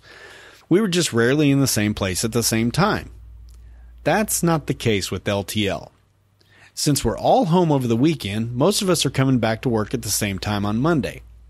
Not only do drivers based in the same terminal chat in the driver's room before we head out, but we also often talk on the phone. I have truly never experienced a driving job like this. Never have I worked a job where so many drivers were willing to help each other. Trust me here, there's a lot to learn coming from over the road to LTL trucking, and it's hard to keep it all straight in my tiny little Brussels sprouts sized brain. Good Lord, why'd I use that horrific vegetable as an example? They taste like dirt, you know? Ugh, nasty. Tiny little cabbages. Ugh. So here are just a few of the questions I've had to ask multiple times. Hey, like I said, it's a lot to take in. I'm constantly asking somebody, hey, when can I claim layover pay? And how do I figure it? How much time do I claim for dropping and hooking? How do I make sure I get paid for breakdown? What's the best way to get your truck service without someone stealing your assigned truck? Where do I park and check in when I get to a terminal I've never been to? Is that little state highway okay to run between these 2 terminals? Where do I put this freight I was told to unload? How do I get to the hotel? Bobtail, taxi, or shuttle van? The answer of which depends on where and when you arrive. How does this job bidding thing work? And what the heck is notching a driver? Now, just to get it out of the way, let me try to explain notching to you, because it was totally foreign to me. I think notching is a union thing, but it could also be a non-union LTL for all I know. It's really based on seniority, so it doesn't have to be union, I wouldn't think. Anyway, remember my disclaimer. Now, with OTR, you're often pre-planned on loads. And that doesn't always translate to first come, first served. But in LTL, the first driver to their destination gets the next best outbound load. But the union is all about seniority. That means it's important that you don't screw someone with more seniority by leaving earlier, notching them, than they do if you're both heading to the same place. And the actual notching is punching out before someone else. So for instance, I'm the low man at my home terminal until some poor sap is hired on behind me. Hopefully that's quick. I hear someone's coming soon. Hopefully they'll stick around. We actually hired one guy a week after I hired, and he quit after 3 days. Well, there you have it. So anyway, if the driver right above me, seniority-wise, and I are both heading to Nashville and we're both set to depart at the exact same time, I need to make sure I don't punch out or notch him and leave before he does. That puts him in a position to arrive first and get the better load back out. Okay, part of me thinks that sounds fair, but another side of my brain says that if I'm eager enough to leave out a bit early, then I should be able to do that, right? But then again, the union has been doing it this way for years, and frankly, I value my kneecaps. Just kidding, union guys. But hey, once we're both out on the road, all bets are off. If he's the type of driver that likes to stop and get coffee every couple of hours or pull off for an hour-long nap, then that's his problem if I beat him to Nashville. You snooze, you lose, buddy. So back to all these questions I have. As you can tell from the podcast, probably, I'm a naturally inquisitive kind of guy. But even I've asked a heck of a lot more questions than normal within the last month or so. God bless Ronnie, who was my mentor, for being willing to answer the constant barrage during my first week. I totally feel sorry for him, but he was a real trooper. And for the record, getting less miles and money in my first week and going with Ronnie to KC for dock work proved to be a lot more useful than riding back and forth to St. Louis for a turn and burn with the other guy. I got some experience on a forklift. It'd been about 25 years since I'd actually been on one. But more importantly, I learned how to read the freight bills to figure out where freight was moving and how much of it there was. I also got some basics on how to load such mismatched freight. Trust me, there's no such thing as 22 pallets of identical freight in the LTL world. I still have a lot to learn in that department, but that 1 week of low-paying dock training gave me a leg up on every other new driver I've talked to. But hey, let's get back to this driver relationship thing. That first night at work, I got the phone number of 4 or 5 of our drivers, and I've since added a handful more to my contacts app. Everyone I talk to says to call if I have any questions, and I have many, many, many times. If I can't reach one guy, there's always another driver to call. That's largely because everyone's driving at night. I've even got phone numbers from guys who don't even drive out of my terminal. Let me give you an example of this helpfulness. When I was driving back from orientation in Indianapolis, yes, I actually drove my truck to orientation the second week. Well, that's the first time that's happened, and probably the last. It was kind of weird. Anyway, I had to stop and kick off some freight in St. Louis before I could head home. This was going to be my first time doing it without Ronnie's supervision. I grabbed a forklift and headed out on the dock. I walked up to a guy on the dock and said, "Hey man, I'm new. I think I know what I'm doing, but I don't know whether to put the freight on the dock or in one of the outbound trailers." He just said, "You read the bills, I'll move the freight." It was really that easy. Everywhere I've gone, I've always had drivers willing to help when I ask. Very, very cool. And none of them have given me like short answers just to get rid of me. They all take plenty of time to help me understand what I'm doing. It's really cool. All right, enough about driver relationships. Driving at night is another huge difference between over-the-road and LTL. Now, when I was an over-the-road driver, I did my share of overnight driving. That's actually one of the things I like about over-the-road, the variety of driving hours. One day you're up driving during daylight, and the next night you're waking up at 10 p.m. to drive all night to deliver a load in the morning. Variety is the spice of life, right? Well, for some people it is, and some it's not. Seriously, if you're a solar driver, that's someone who can't stay awake at night, LTL is not for you. Scratch it off your list, seriously. Because literally 85 to 90% of my driving is in the dark. I typically start between 8 and 10 p.m. If the miles are there and everything goes smoothly, I'm parked at the terminal and heading to the hotel by 8 or 10 a.m., which is always my goal because you know this cheapskate wants a free breakfast. Come on, you beautiful waffle maker. All right, another major difference is pre-planning. For you newbies and non-truckers, pre-plans are just what they sound like. Before you're finished with your current load, your dispatcher is already planning out your next load. As soon as they know for sure what you're going to be doing, they tell you so you can manage your hours of service better. The best thing about pre-planning is that you almost always knew what you'd be doing next. And the closer your home time got, the more important it seemed. Now, thanks to pre-plans, I could often give the evil overlord a rough estimate of when I'd be home even 2 days before I got there. That's not the case with my new LTL job. Like I said earlier, my new company does everything on a first-come, first-served basis. Whoever gets to the delivery terminal first gets the best load back out. So obviously dispatch can't pre-plan you because they never know who's going to show up first. You know, I had a flat tire that time. If they had pre-planned me, they would have had to switch everything around. The only exception to this first-come, first-served rule is leaving out from home after the weekend off.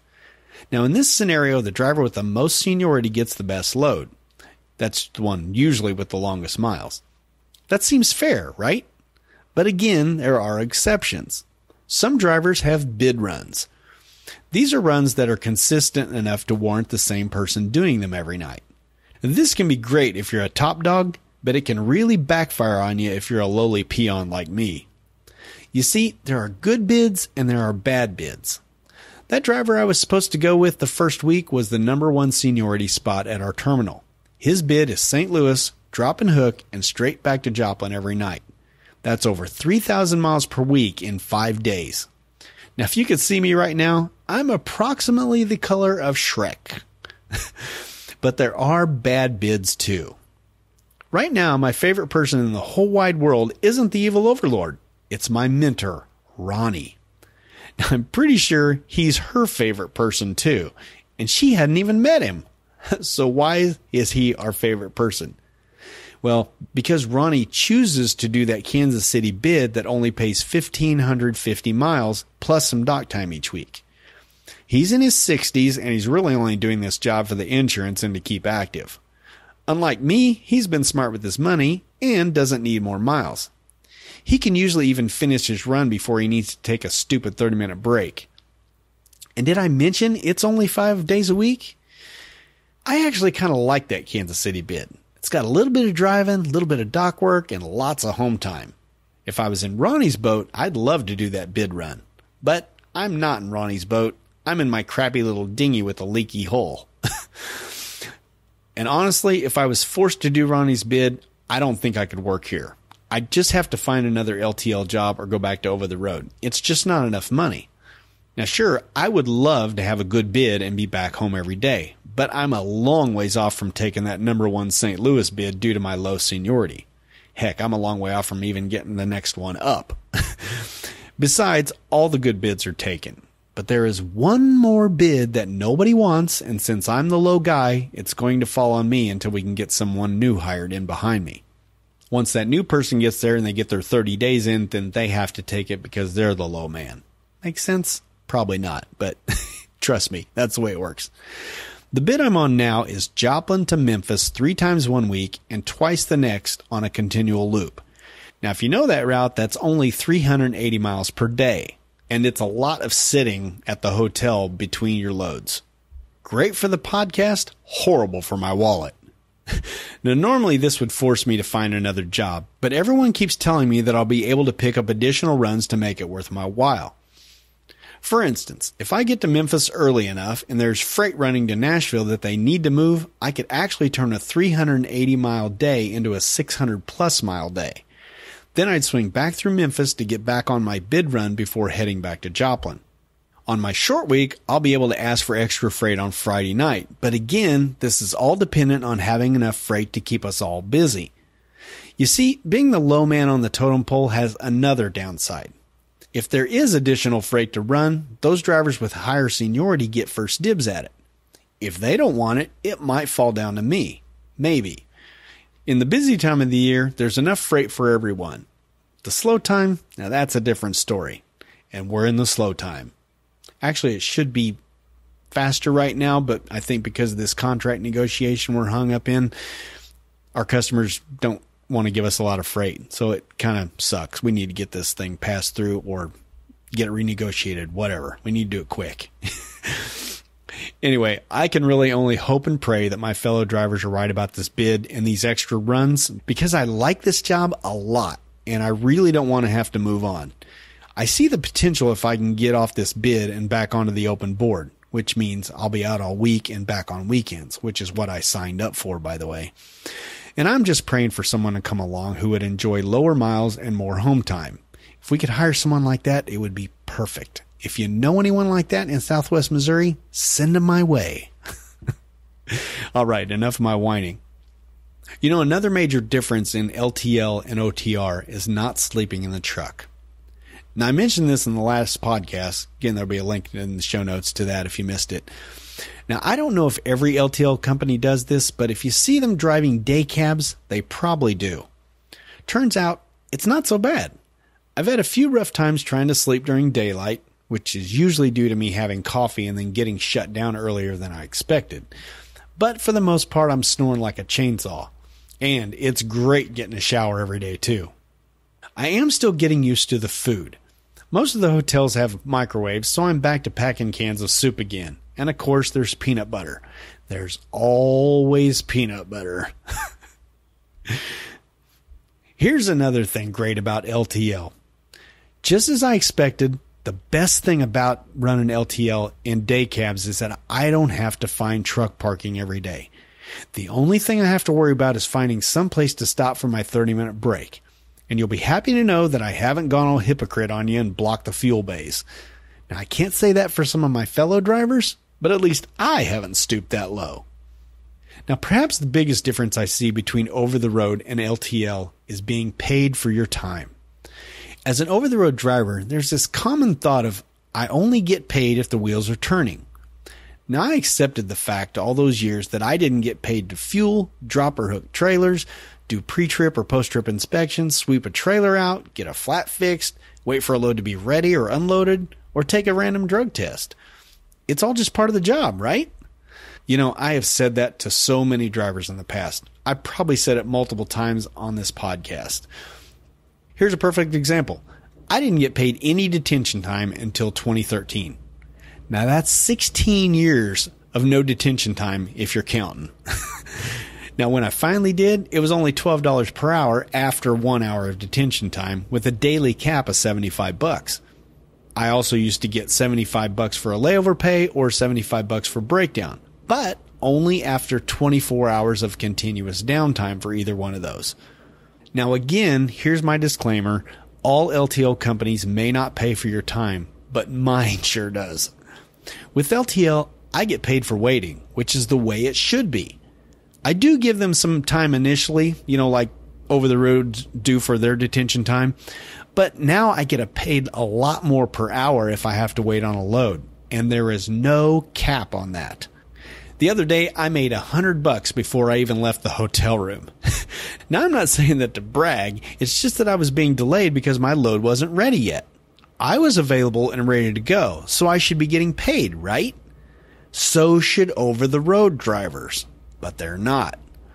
Guess what? Here's a new one. For the first time in my career, I got paid for a tire blowout from the minute I called breakdown to the time I pulled out of the shop. Later that week, another tire blew, and I got paid hourly again. And for the record, this is a decent hourly wage. This isn't some $10-12 an hour. This is a good hourly wage. Now, in case you didn't notice, everything I just mentioned involved getting paid for my time. I wasn't working, but that wasn't my choice, was it? I naturally prefer to drive because I can make more money than sitting around with my thumb up my keister. But if someone's wasting my time while I'm out on the road, why shouldn't we drivers get paid for that? It's something we over-the-road drivers have been disgruntled about for decades, but it never changed and likely never will until some drastic steps take place. All I can tell you is that it's amazing how less stressed you are when you're being paid fairly for your downtime. So it only stands to reason that I get paid for my work too, right? Well, of course. I got paid for fueling for the first time in 21 years. I got paid for dropping and or hooking a trailer. I got paid for working on the dock. I even get paid a minimum pay if I don't get a set amount of miles each day. So you might be asking, how much of this is the union and how much of this is LTL? Well, honestly, I'm not sure. I'm thinking that might actually be the union, because you know what? They were responsible for lots of labor laws that many people enjoy today. Enjoy your weekends off and a 40-hour work week? How about paid vacations, sick leave, medical leave, military leave, or paid holidays? Thank a union if you like those things. I've included a link in the show notes to an article on 8 reasons you should be thanking unions. Now, wait a second. Please don't think the Trucker Dump podcast is going to turn into a platform to promote unions. That's really not my goal. It's just that I believe in giving credit where credit's due. All right. The last major difference I see between over-the-road and LTL is home time. Honestly, I was a bit misled about this one. I was told I'd be home Friday night or Saturday by noon, when in fact, as an open-board driver, of which I will hopefully be again after this Memphis bid, I'm usually pulling into my home terminal sometime Saturday evening or early AM on Sunday. I have gotten home before Saturday at noon, but it's not typical. But you know what? This still works for me because I'm still getting adequate home time. Our normal start time is Monday, 8 to 10 p.m., so I'm still getting close to 48 hours off every weekend. That's way more than I was getting over the road. I might get shorted a bit of home time during the busy season, but I'm kind of a hammer dog anyway, so I'm going to take the freight when it's there and smile all the way to the bank.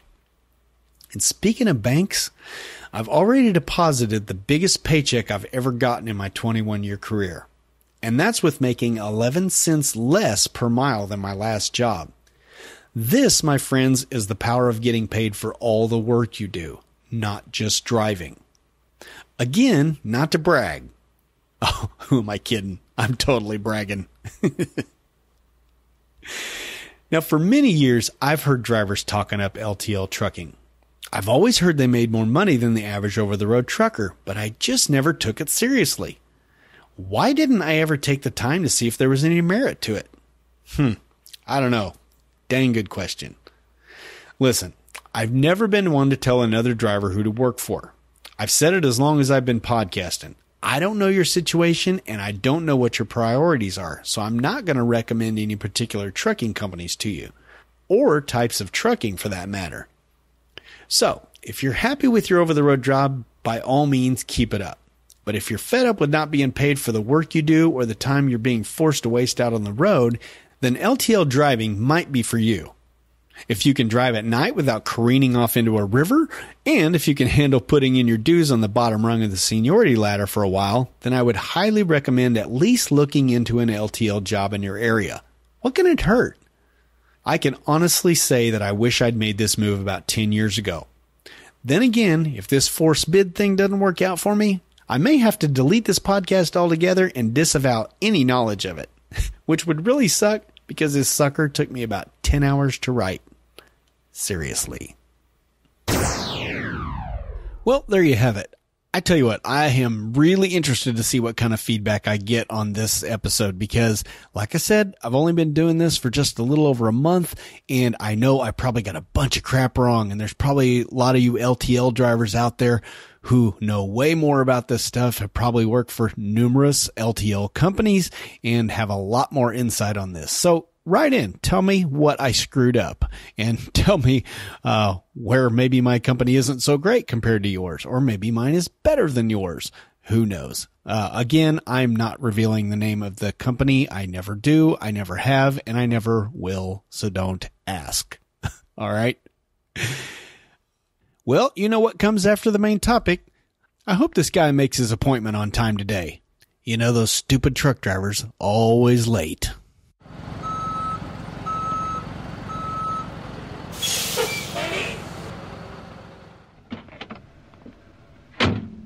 Hey, yo, bud, where do you want this load of feedback? You know, I've gotten a lot better on the forklift since the first day I started with this company over a month ago. So maybe I can get this load of feedback unloaded a bit quicker than normal. Nah, probably not. I'm still long-winded. So here we go. Let's start out with a quick word from Rod. He is with Garmin Trucking. That's Garman trucking.net. Check them out. Hey, guess what? This is a dump truck company. Get it? A dump truck guy listening to Trucker Dump. See how clever that is? Yeah, you can see my cheesiness hasn't wore off yet. Anyway, Rod writes, "Hey there, Todd. I like how you deliver this topic." Oh, he's talking about the 3 free trucking apps every trucker should have. That was episode 134. There'll be a link in the show notes. He says, "I was smiling, sometimes with a chuckle while reading your post. You're like just talking to a friend while having something cold to drink and talking about these apps. You discussed it with such ease and in a very simple way that everyone will understand, whether you're smartphone savvy or the flip phone type of person. This is cool, Rod." Well, thank you, Rod. I think you're cool too. The thing is, I just write the way I talk. So then when I read it on the podcast, which actually it sounds like you read it on the website, so you didn't actually hear it. If you listen to the podcast, you'll see that I do talk exactly the way I read, pretty much. As for talking about apps, well, just ask the evil overlord. I can talk about them all day long. Anything to do with technology, I can bore you or anyone else, including her, to tears. So that just comes natural to me. Anyway, Rod, thanks for writing in. Appreciate it. Hey, do you remember on the last podcast when I announced the winner of the Trucker Dump t-shirt for those of you who filled out the Trucker Dump listener survey? Yeah, if you remember right, I had an email address that I just kind of had to read an email address, the start of it, to figure out who it was. And it was just kind of weird. I wrote the person and I figured out it was a guy I actually knew from Twitter years ago. I've known him for a long time. His name is Eddie Child. So he's the actual winner of the Trucker Dump t-shirt. And he actually chose to hold off on that because I mentioned that I might be doing a logo change. And he thought, well, if I could still get the classic one, I'll just wait and see if I like the new one or the old one better. So he's going to hold off. Not that you care a lick. Anyway, congratulations, Eddie. And hey, I will point out that you can still fill out that Trucker Dump listener survey. I would certainly still appreciate it. Of course, there is no drawing anymore for a t-shirt. So hey, you snooze, you lose, but I still would appreciate it. There's a link in the show notes to that survey. Next up, we are going to hear from Lindsay. Lindsay either listened or read Trucker Dump 134, 3 free trucking apps every trucker should have. And she writes, "Best analogy about the yoga pants. Haha, cracked me up." Okay, yeah. This was right at the beginning of the article. I believe the direct quote was, "I'm financially tighter than a pair of yoga pants on a 300-pound trucker." That's just gross is what that is. Funny, I guess, but gross. Anyway, she says, "I'll have to pass these apps along to my husband, who is in the fleet washing business, but also works as a truck driver too." Oh, cool. Well, I'm sure he would appreciate that. And hey, if you're in the Raleigh, North Carolina area, maybe you can get Lindsay's husband to wash your truck for you. He works at BartholomewPressureWashing.com. Check that link in the show notes. And thank you to Lindsay for writing in. And I'm glad you got a little tickle out of that. And I hope you didn't get a little tinkle out of that. All right. Next up, we're going to hear from Jeff Hardy, who I know actually listens to the podcast because he is making a comment on a news story that I reported on in Trucker Dump 134. And as those of you who listen to the podcast probably know, the news is only covered in the podcast. I do not cover that on my website. So anyway, Jeff writes back, we were discussing about the facial recognition software that was up at the Canadian border that they were testing out and on truckers, that it would read your face and help you to get in and out of Canada easier. And I wasn't really sure how that worked, but Jeff has some insight on that. He writes, "Hi, Todd. As I live just outside of Windsor, I cross the Ambassador Bridge several times a week. The cameras are mounted in a special lane and only work for fast loads, not ordinary loads. And fast stands for free and secure trade." He goes on, "You pull up to a setup similar to a call box at a security gate, and the camera is mounted with a speaker and RFID reader. The camera gets your face, and the reader scans your fast card. This is as much of the process as I can speak on because I don't haul loads that go through the fast lanes. The cameras only see the face of the driver that is pulled into that lane, nothing else. And that was one of the big questions I was concerned about, so thanks for answering that. Jeff continues. Also, from your recruiter story, what was that about? Oh, yeah, the whole podcast was about recruiters. I forgot. He says, I'm betting they were told they could make up to 37 cents per mile. They love to use those words. Okay, to remind you what he's talking about, here's a story I told about the evil overlord and I when we were at a orientation one time, and a bunch of drivers found out they were actually going to be paid less than what they were told on the phone. And most of them stuck around, surprisingly, instead of going home. But anyway, that's the story. You know, Jeff, you are right about that. Almost every time I see an ad for something that looks really good, it almost always says up to a certain amount. And it's, of course, never to that amount. I don't know why that is. I don't know. I guess you have to drive a truck for 50 years and have 8 million safe driving miles to be eligible for that. I don't know. My 21 years never quite cut it. That's for sure.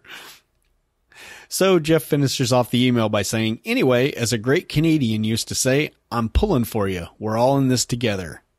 Which honestly is a reference I did not get. I had to look that up. And apparently it is a very popular Canadian show called The Red Green Show.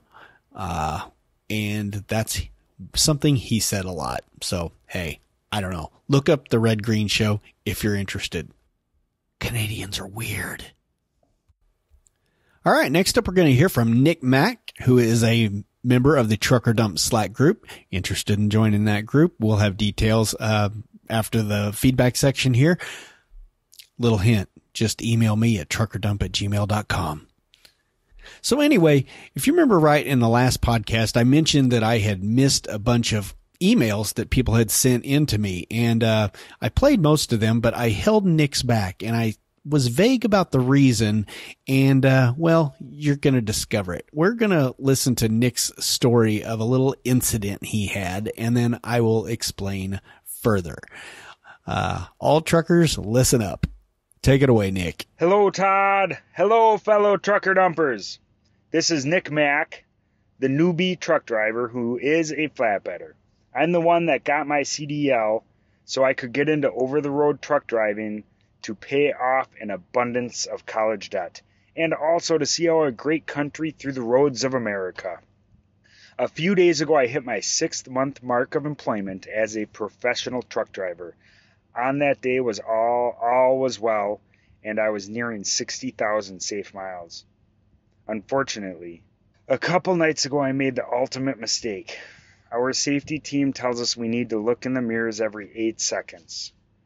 I would like to report, when you are maneuvering around a parking lot at night, don't take your eyes off the trailer for more than a second or two. I did, and what a mistake I made. So, it was 8:30 at night. I was worried about finding parking. I'm going down a really long line of parked tractors. I come to the end, and there was not one open spot. I sure hope there is another open spot or one open spot on the other side. As I'm doing the horseshoe turnaround, the parked tractors, I see trucks parked to the right side, which were not marked parking spots. You know how trucks always make their own spots, which makes it harder for us to get in and out of spots? No, they don't do that. Oh, no, I'm thinking, oh, no. I look to the left, a few spots in, and it looks like an open spot. I get excited. I'm thinking, I sure hope there's not a bobtail parked in there, because that's happened a few times. This all happened in 4 to 6 seconds. And then I move my eye to the side mirror to check on my trailer. I have to slam on the brakes. I took a Swift truck out of commission. I took my eyes and mind off the trailer for a few seconds too long. And that Swift driver had an abrupt awakening from his deep sleep, all because I did not keep an eye on my trailer.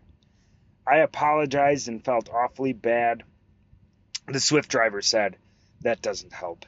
Not at all." He had been trying to get home to his wife and kids. I assume with now needing new lights, a new bumper, and a new hood, he'll be in the shop for at least a few days. My trainer had told me to never park at that end spot because that happens. The lesson I learned, and what I want to share with all you new drivers out there, is when you are maneuvering around a parking lot or any tight space, do not take your eyes or mind off the trailer for more than a second or two. All you old timers learned this lesson a long time ago, and some of you probably never had to learn it because you just always knew better. I still feel really bad about making such a bad rookie mistake. I can't believe I did that. Everyone is saying how ironic it is that I took out a Swift truck. The guys that came and talked to me at the scene of the crash said, it's usually the other way around. It's usually the Swift truck taking out the other trucks. That's true. All I can think is, damn, why didn't I keep a close eye on my trailer? I can't believe I made that mistake. It is a new day, and I learned a lesson the hard way, and I sure hope that none of you do the same thing. Take care, Todd and fellow trucker dumpers. If you see me coming, stay out of my way. I already have one crash under my belt in just a few days over 6 months. So stay out of my way and don't park in that end spot. Leave that for me. Drive safe and goodbye. Okay. Keep in mind that this was sent to me in October of last year, so he has quite a bit more experience now. But first off, Nick, I want to say that it is kind of funny with the Swift thing. You got to admit that now, after the fact. Come on, you got to admit that. But the other thing is, I noticed you said you couldn't believe you made a rookie mistake. Well, you said at the time you were 6 months. You are a rookie. You were a rookie at that point. So of course you're going to make a rookie mistake. Most people make numerous rookie mistakes in their rookie year or two. Or ironically enough, the thing is, we make rookie mistakes when we've been driving for 20 years, for 30 years. Why do you think there's so few million milers out there? Because we all let our guard down at some point. I have written 2 blog posts about this. I've done 2 podcasts on complacency because it's so important that we as experienced drivers keep our heads up, keep our heads in the game, and we know what's going on around us. And that is kind of ironic coming from me because here's the big reveal. I didn't watch my trailer just recently. This was actually about a week before I started my new job, which is why I didn't want to talk about it in the last podcast because I wanted to make sure they hired me first. Okay, here's what happened to me. This was during all the snow and ice that was going on, and I had a trailer was pulling into the Pilot in Des Moines, Iowa, and I was going to fuel. And I pulled in there, and of course, when it's snowing, everything is messed up. People are parked in weird places and stuff like that. So I pulled around and was going to pull up to some of the fuel bays up closer to the building. And when I got up there, I realized they had all of them blocked off with trash cans. So something was wrong with those pumps. Now, I turned and looked, okay, can I make a U-turn and go back out and hit one of those other fuel bays? As anybody knows that's seen that truck stop, it's kind of a weird angle anyway. But what made it worse is somebody had done the exact same thing as me, and they had done a U-turn in that area in or front, behind, however you want to look at it, before you get into the fuel bays. They had turned a UE there, and they were kind of cocked in there weird. So I didn't think I could make a U-turn and still make it out. So my next logical choice should have been to probably just move one of those trash bins and pull through the fuel bay. But instead, I would just decided I would do something that I've done a million times when I'm in a situation like that. I'm going to drive across the scale. Well, I had forgotten that this load was loaded weird, and my tandems were way at the back, and I had forgotten that. And I pulled up on the scale just fine with the front, but the trailer got off the side of the scale. And this is not one that is level with the ground. It was about a foot drop or so. And of course, those tires went off that side, and the further I went, they just kind of slid along the side and got further off to the left-hand side of the scale. And I tried to back, when I realized what had happened, I tried to back off, and in order to avoid missing a pole back there, I tried to adjust my steers just a little bit, and when that happened, then my left tractor tires both went off that side too. Now, so you can see the predicament I was in. I'm going to post some pictures. I'll put a link in the show notes, or actually in the podcast app. I'll put some photos up in the podcast app if your podcast player will show you those photos. Check those out and you'll see how screwed I was. Now, here's the lesson to learn out of this. I tried to pull up first, and then I realized I just need to get out and examine the situation before I move any further. And thank God I did, because the pole that the cat scale is usually mounted on, like the big sign, you know, the pole I'm talking about, it was right in between my trailer and my tractor. And there was no way I could have moved forward or backwards without damaging something. So there's the lesson in that. When you screw up, don't make things worse by trying to dig yourself out. At some point, just early on, just call it quits and say, I'm not going to make this any worse than it already is. And you know what? That was the best decision I made, because I called my company. They got a tow truck out. They lifted the back end up onto the scale, and then they went over and it was kind of weird. They lifted the front of the trailer from the side and pushed it over. And thankfully, like I said, there was ice on the scale, so it did slide. So thankfully they got it pushed over.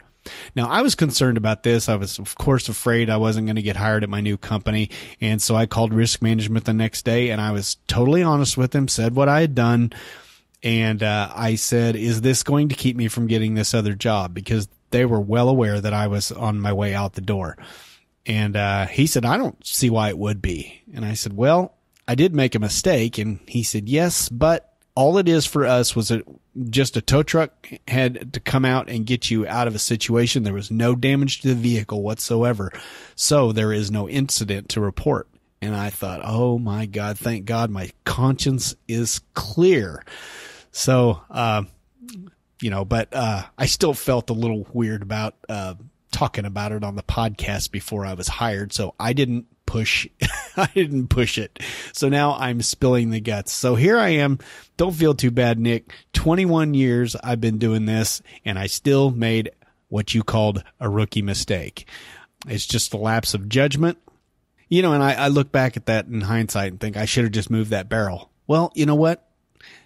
Again, I've driven across the scale.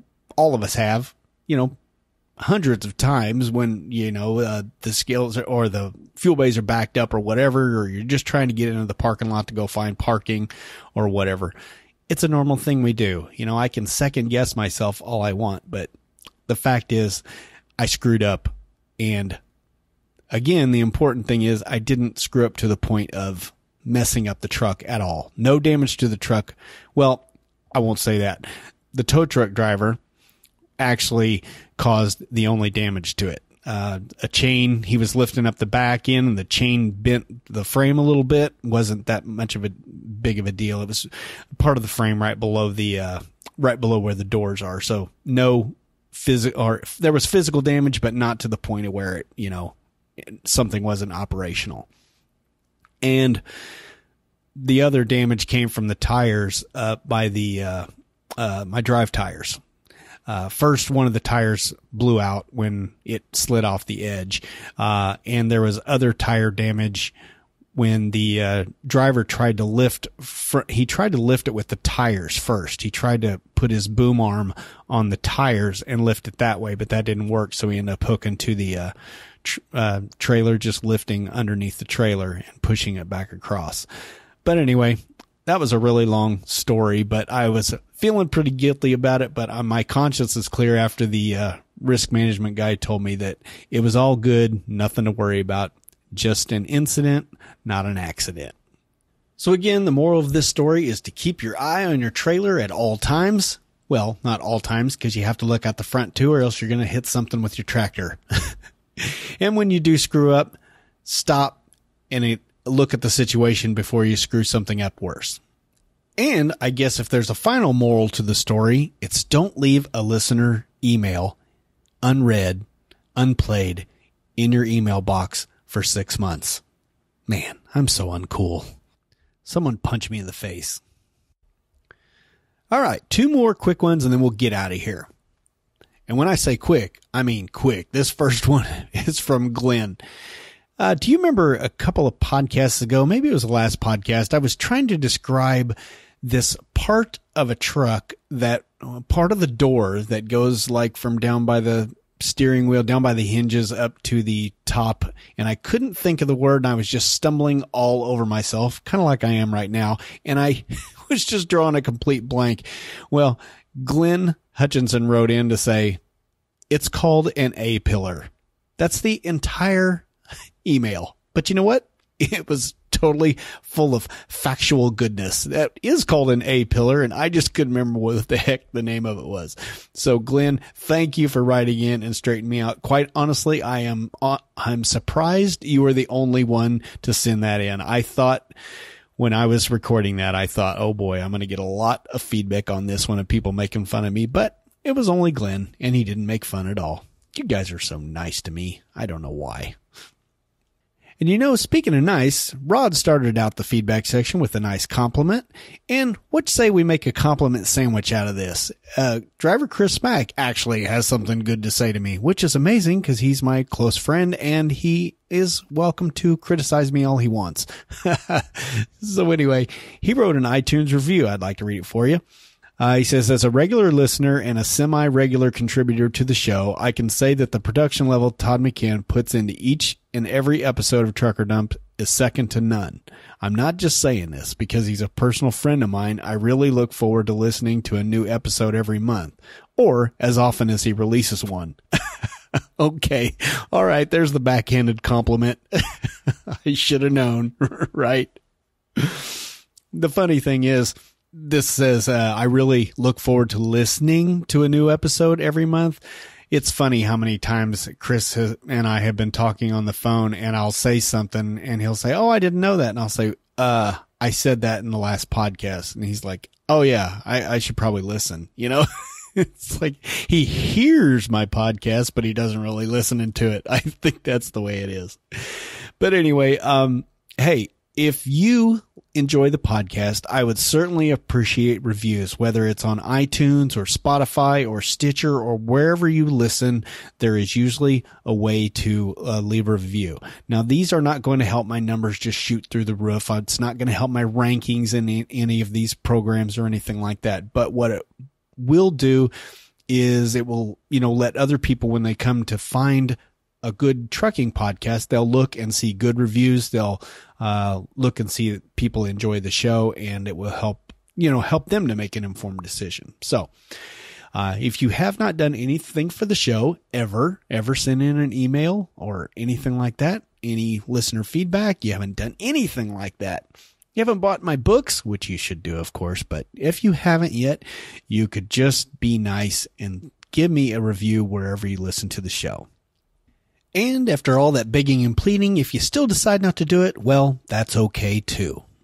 I promise I won't punch you in the face if you don't punch me in the face. All right, I promised some contact info, so why don't I go ahead and give that to you. I'm on Twitter at Todd McCann. That's 2 D's, 2 C's, and 2 N's. Man, I haven't said that in a while.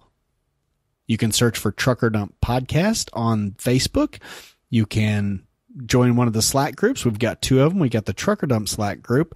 Just email truckerdump@gmail.com for an invitation to that. That group is getting a lot busier lately. We've got some new members in there. We got Edwin, James, Brad, Wilkie, another Todd, and we've got another woman in there named Gwen. So welcome aboard to all those people. And I probably forgot somebody, and I apologize if I did. I hate that. I can't keep track of all of them. But hey, that's a good problem to have. But y'all should totally join, especially some of you women out there now that Gwen's in here.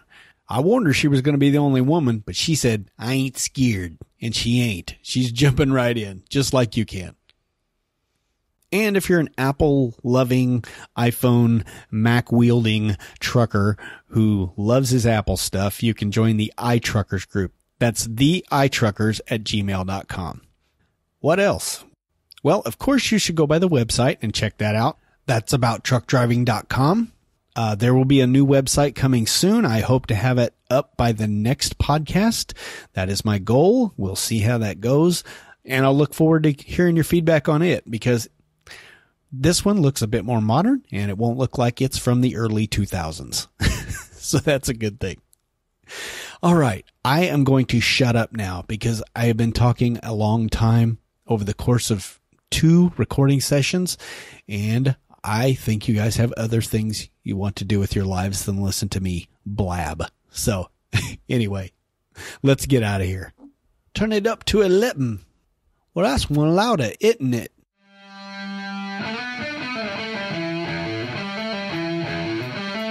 All right, all you LTL drivers, let me have it. What I get wrong, what I leave out.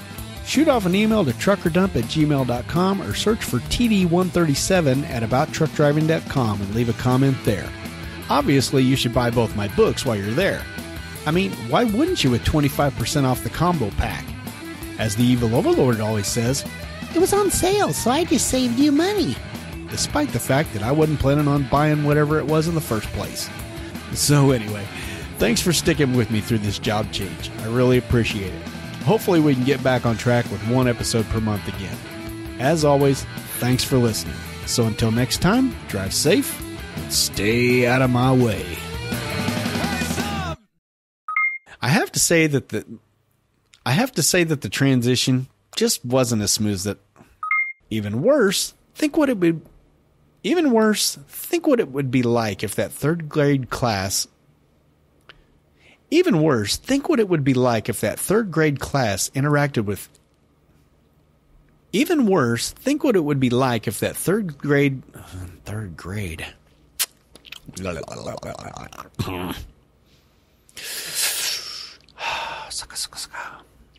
I knew a handful of awful.